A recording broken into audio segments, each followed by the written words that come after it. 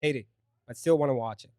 I don't blame LeBron for the lack of presence shown through his character, although I believe him when he said this idea may be the worst idea Warner Brothers ever had. It almost looked like LeBron was like, I accept this deal to do this sequel, but with one condition, and that it better not mess with my training schedule. Probably that's why they animated LeBron for a good half of the movie, while in the original, we only saw Michael Jordan animated between few scenes. I'm assuming LeBron probably was hanging out with his boys, and Warner Brothers suits called him and pitched the idea, and he was either drunk or high when he agreed to it. But I'm sure him deciding he asked his boys, and they were like, "Fuck yeah, man, do it. It'd be cool." And I think that was the extent of how much thinking LeBron had when he agreed to this project. I feel like LeBron showed up to the studio for a couple of minutes and did like 2 takes. And when the director asked him to do it again to make it more believable, LeBron was like, "Hey man, I gotta fucking practice." And I thought I made it very clear I'm a free agent in this joint.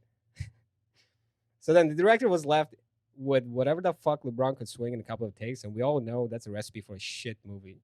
Like in this scene, LeBron's supposed to look scared when Don Cheadle first appeared in The Matrix, but we all know from the start LeBron is not scared of whoever the fuck is trying to pull a fast one. In all seriousness, there is nothing to take seriously about this sequel.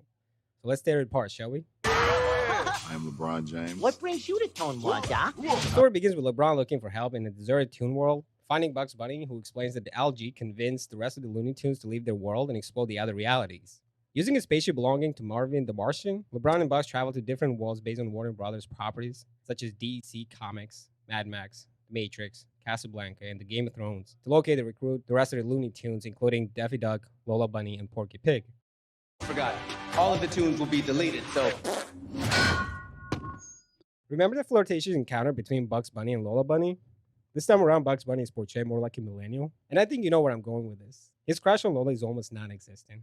At some point, I questioned if Bugs Bunny he was more depressed because of his student loans, credit card debt, or the fact that his social skills have gone downhill due to the pandemic, just like any other millennial. If you also felt like Bugs sounded broke, opinionated, and says shit he doesn't understand its meaning, you're not alone. If you never heard about product placement, this movie does a fantastic job driving the point.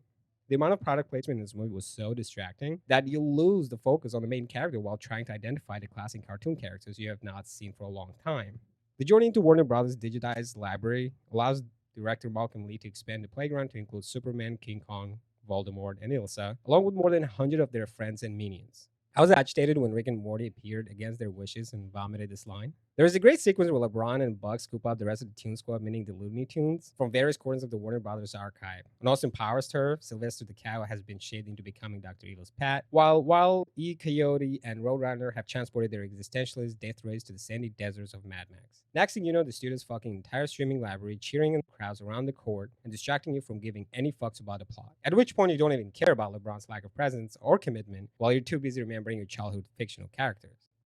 A lot of looniness, obviously coming from the tunes. But more importantly, this is a family movie, and I hope a lot of people this summer can grab their families, get a lot of laughs. A lot of people had an issue with LeBron's commitment to the scene, except for when he was talking about basketball, of course, especially this point about the fundamentals. I think a lot of dialogue about basketball came natural to LeBron, and it was unscripted, so the writers and directors were like, fuck it, man, this may be the only real thing we may get out of this sequel, so let's keep it.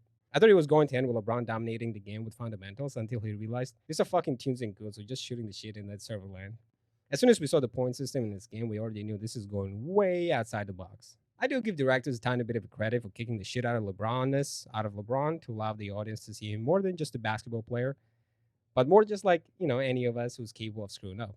To drive it home, the question is asked if James will continue to be considered one of the all-time greats. The jury is still out on that. Rhythm commented. Thanks again for watching this episode and come back again tomorrow.